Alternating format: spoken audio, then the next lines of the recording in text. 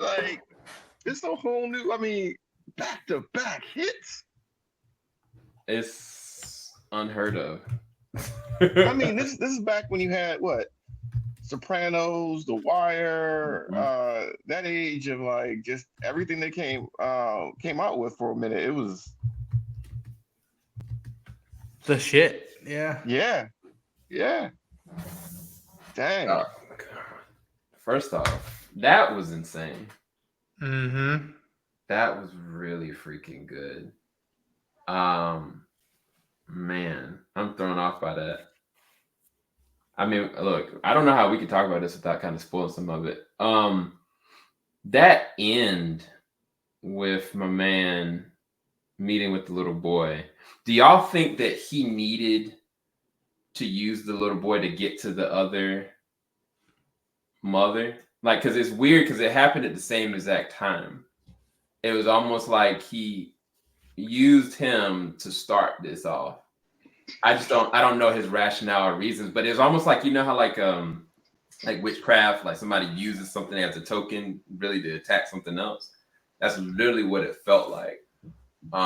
But I was gonna ask you guys, well, Ant specifically, is there a power that not only can be used to tame a worm to its will, but to burn someone from the inside out? I'd Well, have to look that up because I don't remember yeah. anything like this. Like the movies have barely like scratched the surface of what's possible in the Dune universe. I had And it. Oh, go ahead. Go ahead, Ann, go ahead. No, I mean going forward, you're gonna see some crazy stuff in the movies going forward. That's the Like some Messiah. crazy stuff. Yeah, yeah, yeah. So it's you're gonna see some powers and some human body horror going forward, and if they do the books. I don't necessarily remember this, but there's weird diseases and poisons. Like the reason why Baron Harkonnen is so big is because he raped a sister, and so they poisoned him so that because he used to be really fit like his nephew, and they poisoned him so he would be grotesque and like bloated and all that stuff. So there's some weird body horror type stuff that can happen in this universe. I don't remember that specifically, but I'd have to look it up. I It's don't. I it's don't.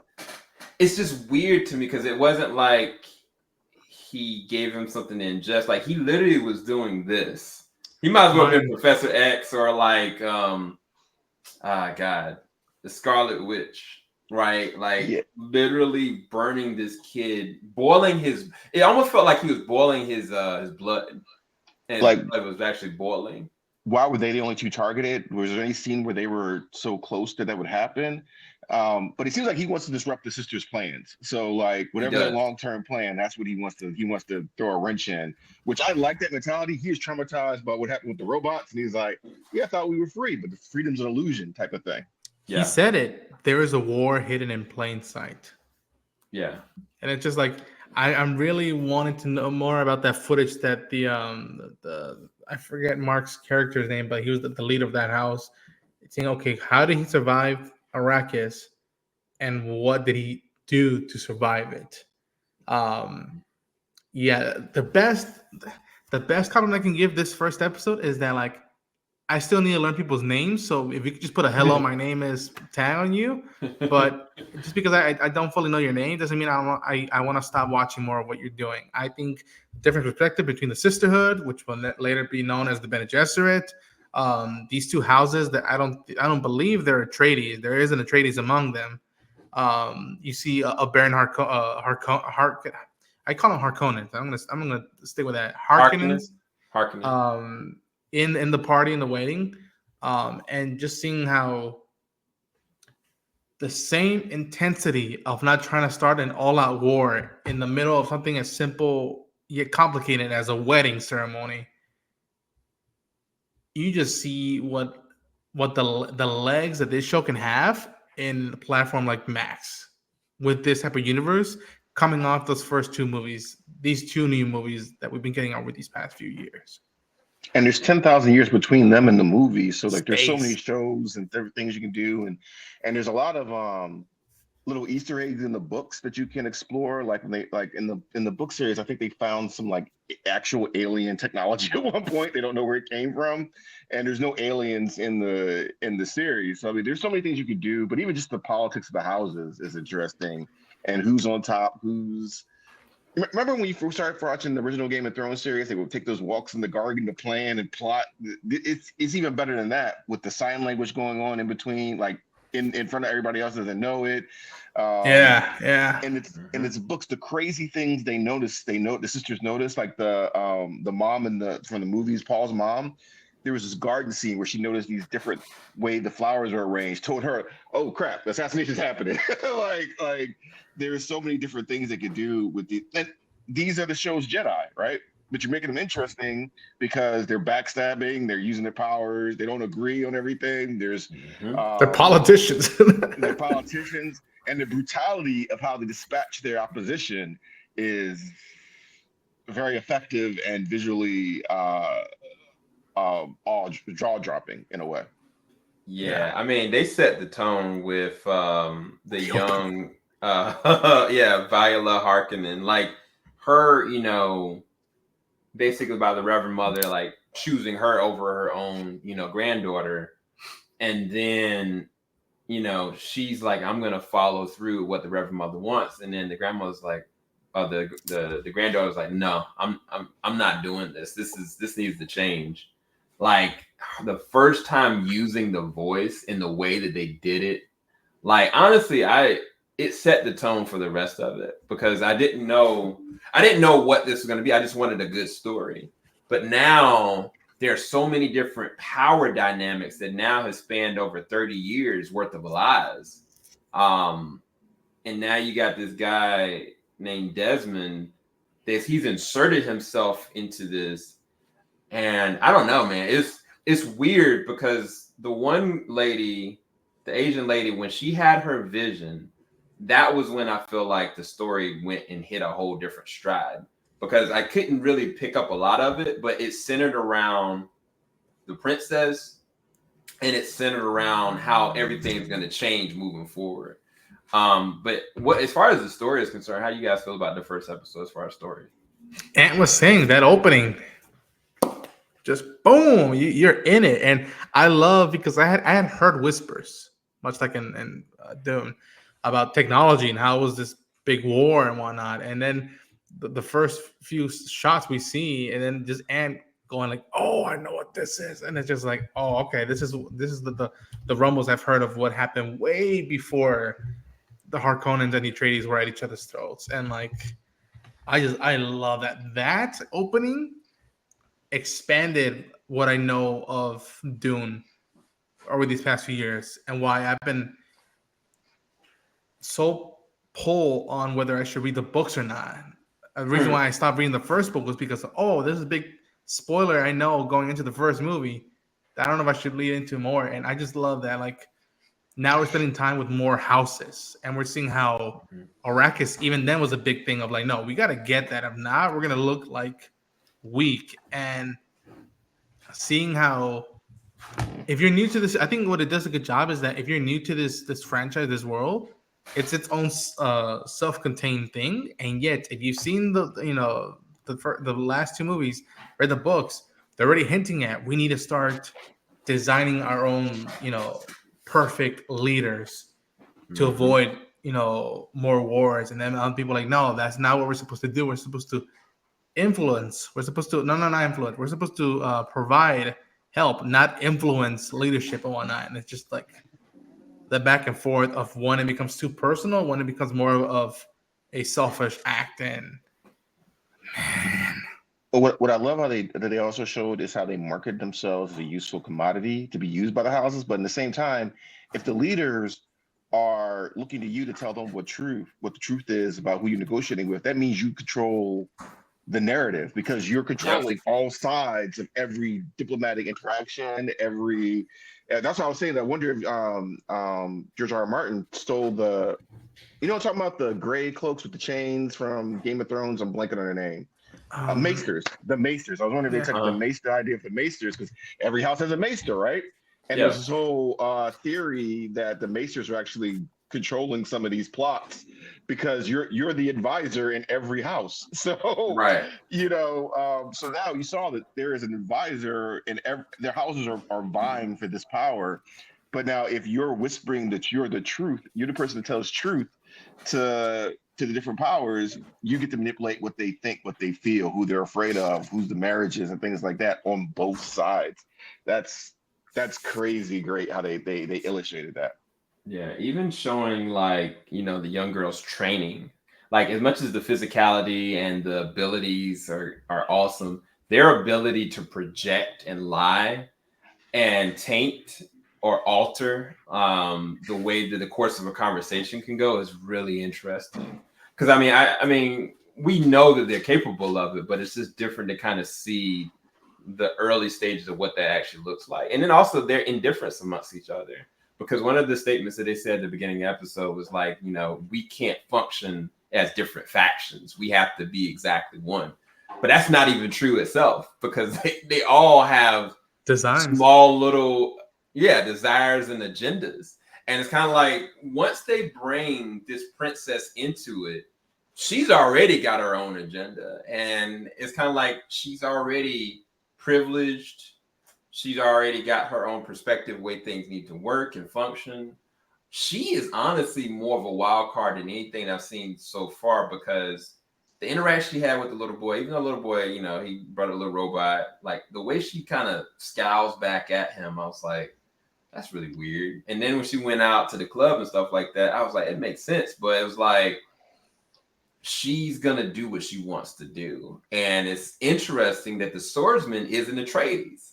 And I feel like, it's a bloodline thing. It's like she's gonna probably get pregnant by this man, and it's gonna kind of continue this very interesting spiral that we know moving forward 10,000 years later. But I was gonna ask you guys, did you guys feel like, oh wow, this is 10,000 years in the past? Were you guys off-putted by that, or were you guys like intrigued by it?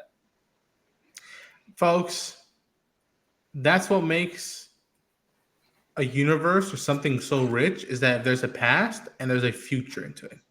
You get to be in the present, but as long as there's a past future, you see where stuff started off, you can see where stuff goes complicated, and you see whether there's any you see if there's any hope for things to get better, or if just everything is damned for the worse. That's what makes Star Wars with the Old Republic and the High Republic, that stuff makes it unique, that like there's way more stuff to it than just what we know thus far. And I love that thing. That's why I love House of the Dragon. That like I didn't have to linger on just 8 seasons of Game of Thrones. Now you might catch some stuff if you've watched shows, but if you go into it blindly, like I was like intrigued and yet engaged with what was being given to me. And I love that you guys keep mentioning the inspiration for a lot of these stuff, because I'm pretty sure that like it was Isaac Asimov's Foundation, from what I've heard, and Dune that were the big pushes to see, okay, you want Game of Thrones, Star Wars, maybe a little bit of Star Trek, everything onwards afterwards. It's just like you look back at this DNA, it's right here. It's right here. Yeah. And when you say Lovecraft, you can see some of that go through a lot of these different projects that we love, because it's a foundation for these universes. I say this all the time, probably to annoyance, but like mythos is important, right? So that mythos and that lore of something, even if you're a casual viewer, you might not go back and look about why this house hates this house or what this, but if the dialogue and the setting makes it feel like this is a lived-in world, like it's a deep, and this conversation has some weight to it, and the actors understand what that is. It makes the delivery of these speeches, delivery of these lines more believable. It's the "I believe a man can fly" thing from the first Superman movie back in the 70s or whatever, or 80s. I believe a man can fly, and that's what when you have a rich back tapestry of lore to support what's going on now, it gives it that weight. That's why even when the first Game of Thrones series came out, HBO was releasing these little animated shorts about all the like house so and so, or these are the Fae folk or whatever, the first men. They have these things, so if you want to know, you can go back and look or watch a bunch of lore channels that sprung up, because people will be like, oh, what's this mean? What's this work? Dune, the actual book, has a lexicon of words in it.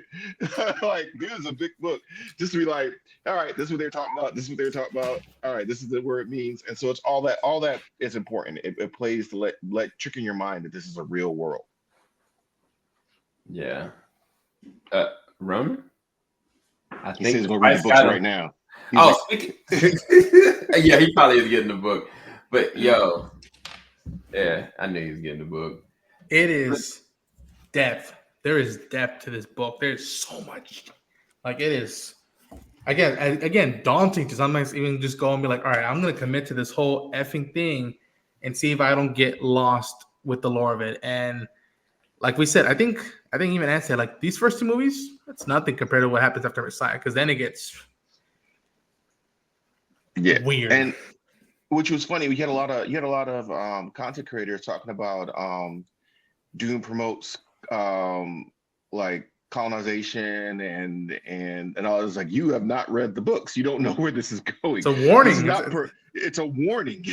And so you had a lot of people, I'm not gonna call any names, that were saying some stuff, and it was like, you didn't really read these books, you didn't really go into this, because you would know it's plain as day that that this is a warning what not to do. This is not the path you want to take. The ending of part 2, it's a tragic ending. It's not a yay. By the time it ends, you're like, yeah, fuck. You're like, yeah, which makes it like you value the story so much more, especially how it ends. I was gonna ask you guys about tone as far as the first episode. Like, this is very, I mean, it feels like it's right in the lane and in the world of Dune that we've seen from these last two movies from Denis. But much like Penguin, it is very adult. It is very I was like, they got drug users out here, people getting busy out here in these streets. This is getting cut down. Like, kids are getting burned alive. Like, it's tonally is taking it down a very interesting path, and the fact that they're going down the route of the Bene Gesserit, like, I'm very intrigued by, but I don't know, man. It's so interesting. And I was gonna ask y'all's perspective, like, as far as the tone is concerned, like, how far do you think this is go down the rabbit hole? Because this is just the first episode, and again, this is 10,000 years in the past, so anything can kind of go. That's the way that I look at it, but I was curious y'all's perspective.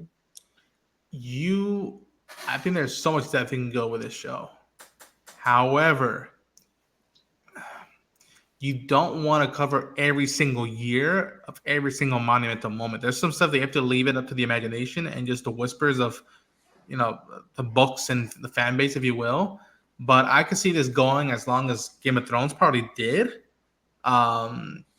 Maybe a little bit shorter. I don't think past what we got out of 8 seasons, because you want a show to stay strong, and you don't want to start getting episodes, arcs, seasons that are practically avoidable, that if you were to take it out, you wouldn't miss a thing. So it's a balance of you can go a long way, but how far can you take it, and how far will it remain strong and consistent?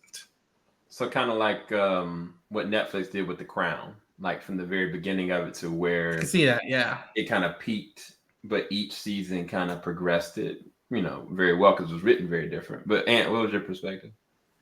I think we got a lot of information in one episode, but none of it felt like exposition dump, if that makes sense. Yeah. Like, all the information was conveyed very organically, or the narration at the beginning. I did not expect to see any of the war with the machines going on here. That was freaking nuts. And the fact that they took time to make the special effects for that and make it look epic, that was like some 300 versus robots type of scene going on. That's I want to see that scene again. And just like that, you know what we always wanted to see from the Terminator movie franchise? We actually wanted to see the war. Right? Yeah. Original Star Wars, they mentioned the Clone Wars, and you're like, what are the Clone Wars? That's a really weird. And so you're imagining what this could be. Anything that sparks your imagination to, like, oh man, what is this whole thing? We got a little little taste of the advanced futuristic technology war, and now we got the prejudice of what happened after that, which again might even be what Star Wars took from like you can't bring them droids in here, like. Yeah.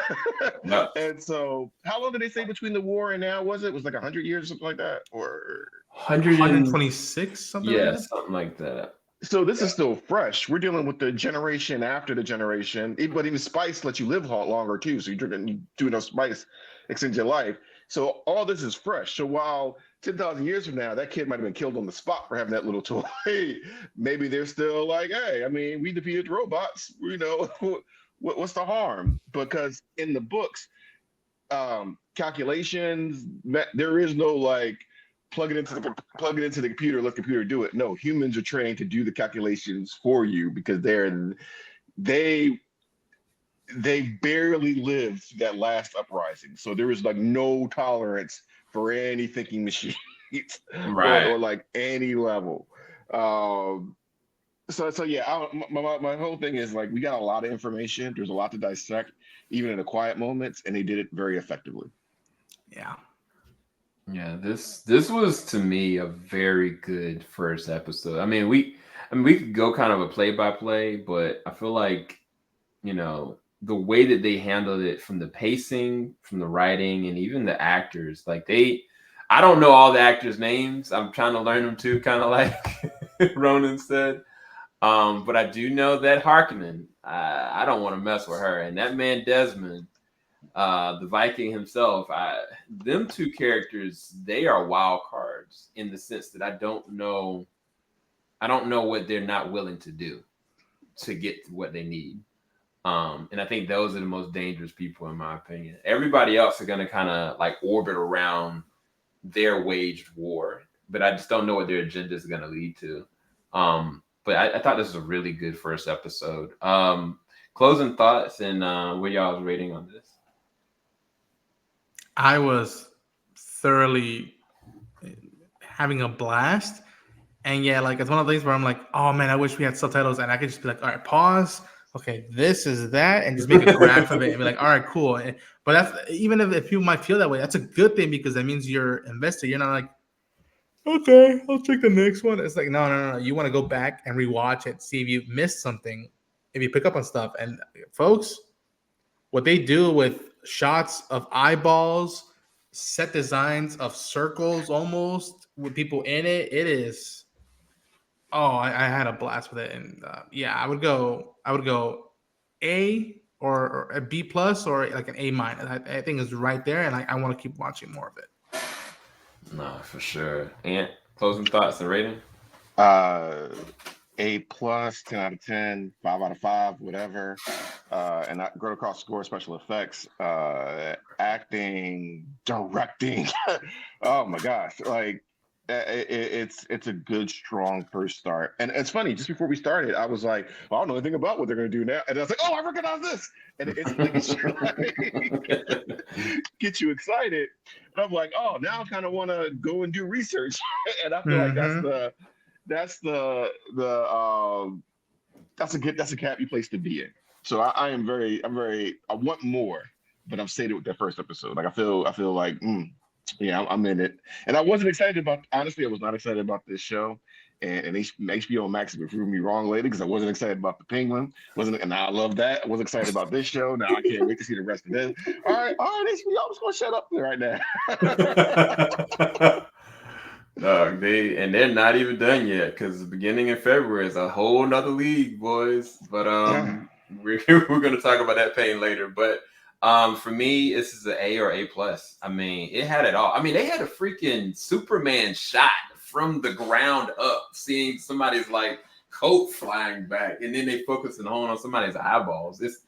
It was shot excellently. But one thing that we didn't talk about was the score. The score was freaking amazing. It's a rarity to have a show have a great score and be unique from what even the films are. It's not just a carbon copy of the film. So it should have been easy, and we liked it if they just ported over other music. We're like, all right, this is Dune.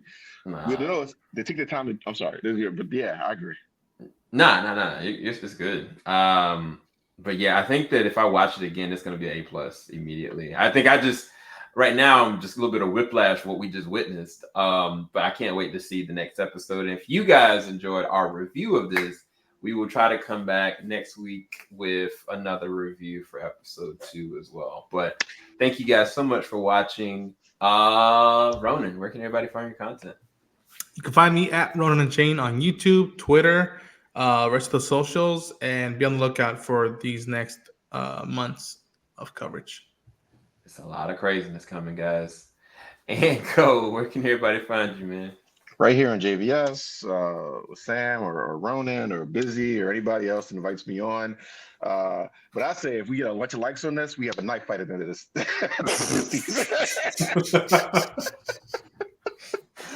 Oh my God. Look, first off, unless you can create me one of those shields, I'm not doing it. It's not gonna happen. It's not gonna happen. But thanks for coming, guys.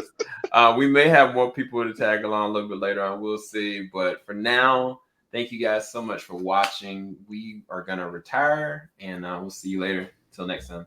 Peace, people.